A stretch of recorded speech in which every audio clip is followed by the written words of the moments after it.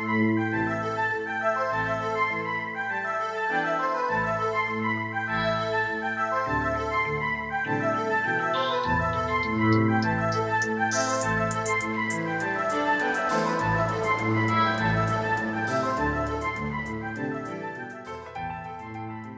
everyone, it's that time again. We're gonna make a StarCraft II map. If you remember from the last episode, we finally finished our core gameplay mechanics. We enabled our hero to move, and we enabled him to shoot. And you can't just move around and spray bullets all over the place. You have to pick your shots carefully, and you have to time your reloads properly so that you don't get caught off guard. Now since we have that out of the way, we can move on to something else. It's not enough to implement the core game mechanics, you actually need a level to play on. So we're gonna move on with this series by talking about level design. As the name implies, we're gonna be designing a level to play on. So what exactly does a level have? Well, it's gonna have gameplay elements that are specific to that level. It's gonna have rules that specify what a player can or cannot do. It's also gonna designate the map flow, and this is gonna determine what each player will do to try and take advantage of the terrain on the level to get further ahead of their opponent. I'm gonna show you a few games here to better illustrate this concept. First, let's take a look at a Twitch shooter. In this case, I'm gonna use Unreal Tournament 2004. There's of course gonna be the architecture of the level, the pathing to get from one point to another, but in this case, it's gonna come down to weapon and item placement. So in an area where a weapon is placed, that weapon is going to be used the most, since the very nature of the game means you're going to be dying often. So if that weapon is in a high traffic area, it's most likely gonna be used the most often, simply because it's the easiest to access.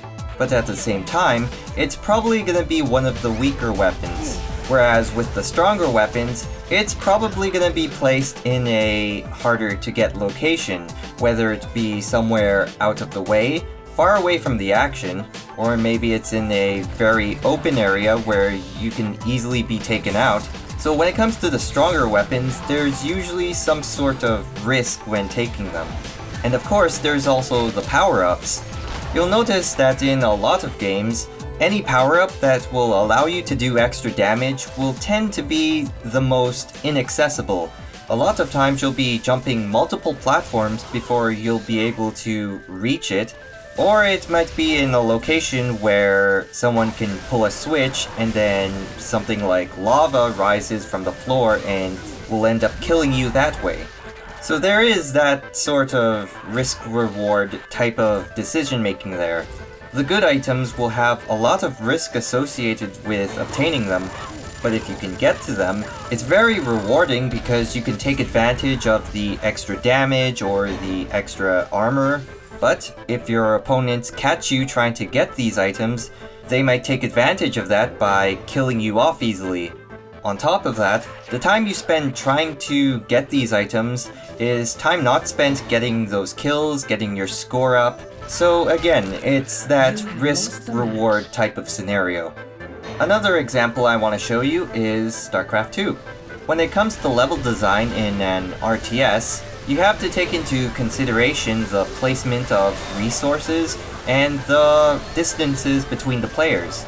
So for resources, this would be, where do I place the gold expansions? Or how many mineral patches does each expansion have?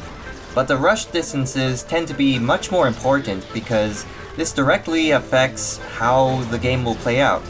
For example, in a map called Steps of War, it's a very small two-player map, and the distances between both players are very short.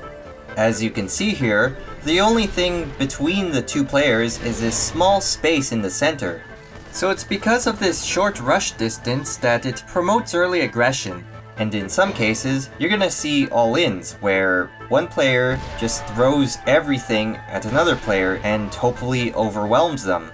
Now, an example of a completely opposite map of this would be Crevasse. This is a 4-player map with lots of space between players, so unlike Steps of War, you don't actually know where your opponent is until you scout. And even then, it's gonna take quite a bit of time before you actually find your opponent. There's also an in-base expansion, so some players often tend to get their expansion first before building any production buildings.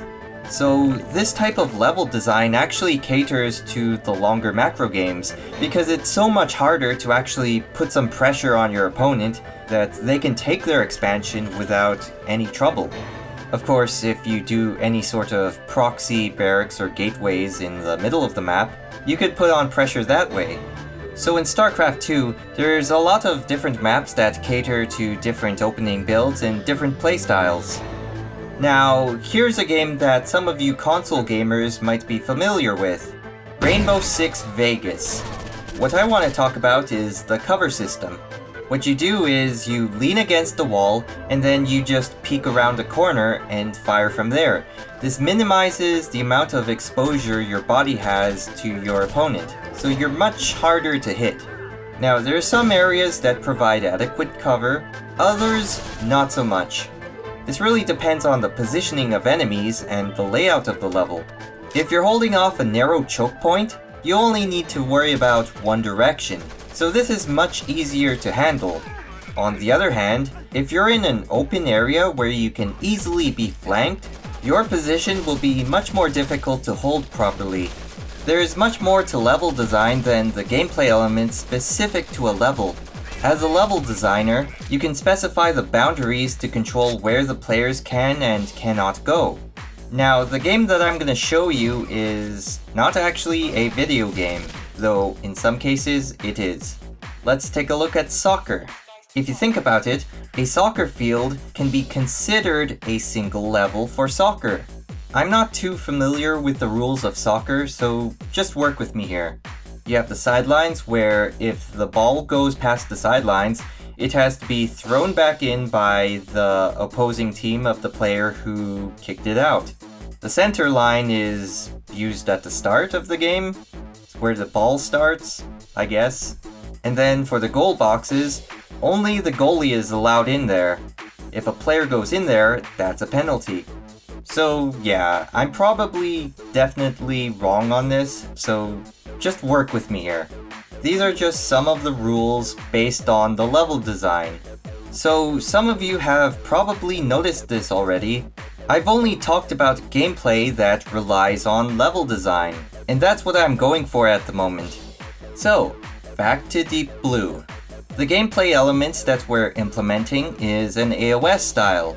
We're gonna have creeps spawn at certain locations in a team's base, and we're gonna be placing waypoints across the map, and this is gonna be the lanes that the creeps will travel across.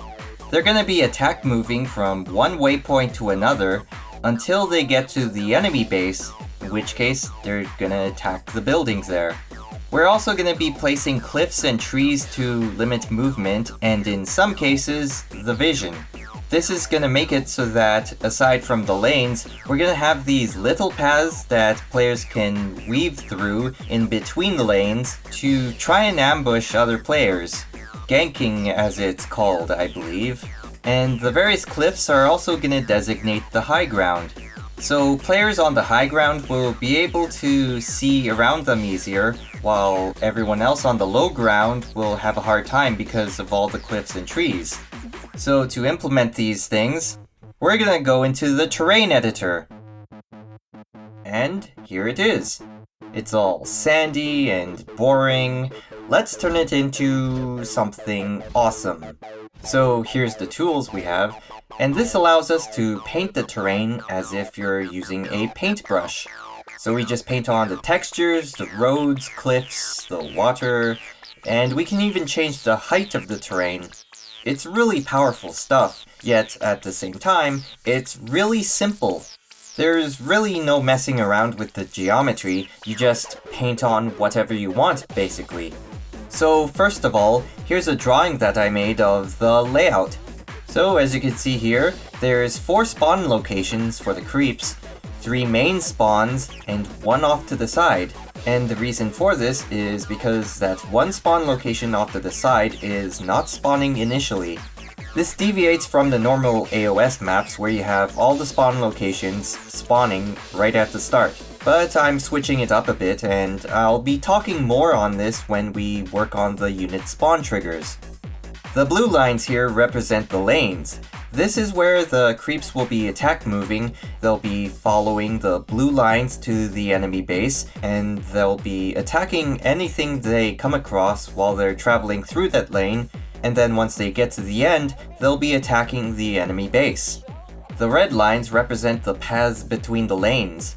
These are going to be used to help the players navigate around the map, going from one lane to another basically, and they also function as potential hiding spots, so you just hide in these smaller paths, and then when an enemy hero passes by, you'll let your teammates know, and then they can get into a position where they can take out that enemy hero.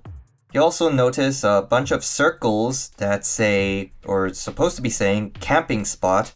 I obviously didn't make the circles big enough, but whatever.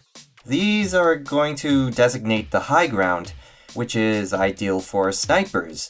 So you're sitting on top of those camping spots, and then when an enemy hero passes by, you can snipe them easily while they'll have difficulty trying to shoot back. So when you take into consideration all these smaller paths and all of these lanes, you'll notice that it's much harder to camp. The level design balances camping, basically. The reason for this is because all these numerous paths allow players to avoid campers altogether. The campers can only camp one spot at a time, so just avoid them. Go somewhere else. On top of that, the campers are in extremely vulnerable positions. I haven't actually talked about this gameplay mechanic just yet, but snipers will be extremely vulnerable because when they're looking down and they're covering their area, they don't actually see themselves.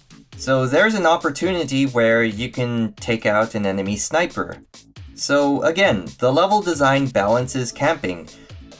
I'm not trying to eliminate it altogether. I'm not going to say, oh, you better not camp or else you don't get to play the game. No, I'm not going to do that. I personally think that players should camp, but there should be some sort of risk-reward type of scenario when it comes to camping. So we're gonna let the players decide if camping is viable, or if they should be constantly moving all over the place. Now, the map layout itself is symmetrical, so it doesn't matter what team you're on. The lanes will pretty much be the same, the paths will be the same, and the camping spots will be the same. Of course, Mother Nature is not symmetrical, so we're going to be doing a few things here and there to make the terrain much more natural, and it basically won't look symmetrical, but for the gameplay, it is, if that makes sense to you. Okay, enough of this. Let's begin. The first thing we're going to do is mark the center of the map. Now this is really important because we're making a symmetrical layout, so we need to make sure everything is positioned symmetrically. Simple as that. Next, we're going to mark all the important locations relative to the center point. So this is going to be the unit spawns, the camping spots, and the waypoints. The smaller paths are not marked. They don't have a huge impact on the level design at the moment. We just need to get the major locations sorted out first.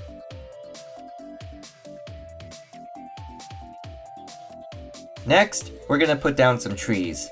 So I'm just gonna select the appropriate trees here, and then I'm gonna start painting them on.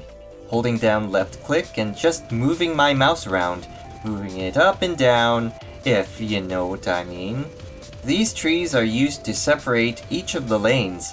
We're eventually going to be cutting out the smaller paths and the camping spots later. Essentially, we're doing the large parts first, quick and easy, and then we cut out everything else very precisely.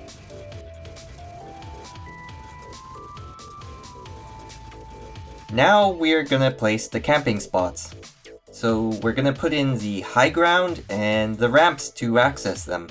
Now you'll notice that the high ground will have different terrain. Some of them will be natural cliffs, others will be these man-made outposts. Again, this is to make the terrain much more natural, but at the same time, it's going to have the exact same layout. So it's going to retain that natural, non-symmetrical feel, but the actual layout will still be symmetrical.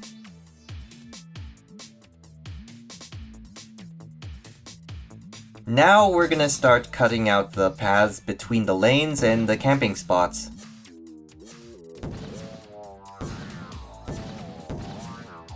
Finally, we're gonna make the forest area at the top of the map and the beach and the ocean at the bottom of the map.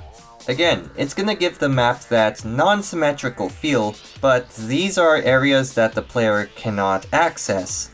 So, for example, the player can move along the beach, but he can't go into the water. Pretty much the same thing with the forest. There's going to be a little path that the players can go through, but they can't go deep into the forest. If I zoom out a bit, the paths you see here are very similar to the ones in the drawing. The terrain is going to change just a little bit, but overall, the terrain will maintain this layout even if the terrain is tweaked as time goes on. Now, before we're done here, we need to test this out. We've already removed all the Zerglings and Hydralisks from the map, so let's try something new. Let's put in some Zealots and Stalkers. We'll just sprinkle them around all over the place, and then we're gonna jump into the game.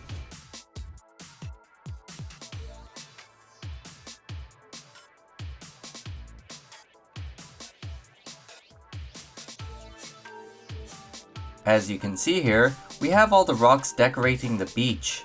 Now, I think the pathway over here is just a bit too wide, so what I'm gonna do is I'm gonna move up the beach, make it a little bit smaller, but at the same time, we're not gonna make it too small, so there's gonna be some room to maneuver around to dodge bullets, basically. And since we're here, let's take out some stalkers.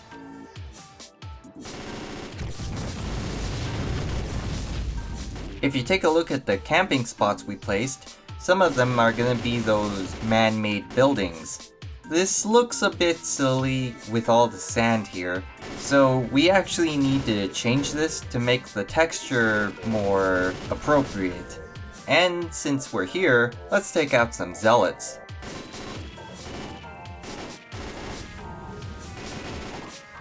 One thing I do want to mention is that the movement and attack triggers that we implemented earlier is going to need some reworking.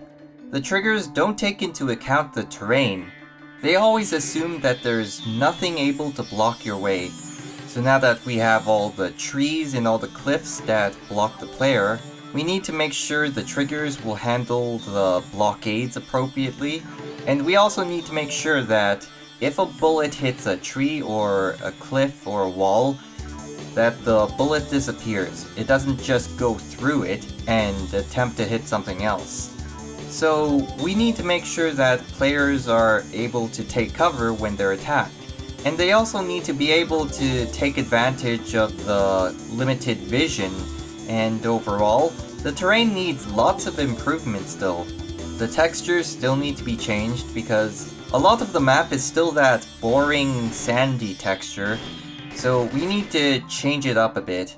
We also need to rearrange some of the trees to improve the pathing, because there are some slight holes that players can go through still, and we need to make sure to patch those up so that players will only be able to go where I want them to go. And that's really it for this episode. This was really just an introduction to the terrain, and I'm mainly focusing on the gameplay, so for the current level design, my main focus was to get the layout done. I did implement a little bit of polish, such as the rocks over here on the bottom left of the map, but that's really it. So now we have the layout, but there's still a long way to go. We're not going to be improving the movement and attacking triggers just yet. And we're also not going to be touching the terrain for a little bit either.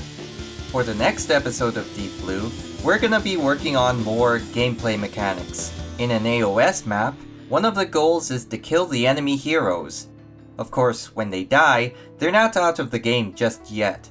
They're temporarily out of play, so there's gonna be an opportunity when the other team will be able to take advantage of their lower numbers. I am referring to the death and respawn system. If and when your hero dies, there's going to be a period of a few seconds, maybe a minute or two, that your hero is completely out of play. You just wait, and then once the time has passed, you respawn back in your base, and then you can continue from there. But this is going to be different than what you would normally expect. Even in death, you still have to make a decision, and I'll get to that in the next episode. So until then, look forward to it.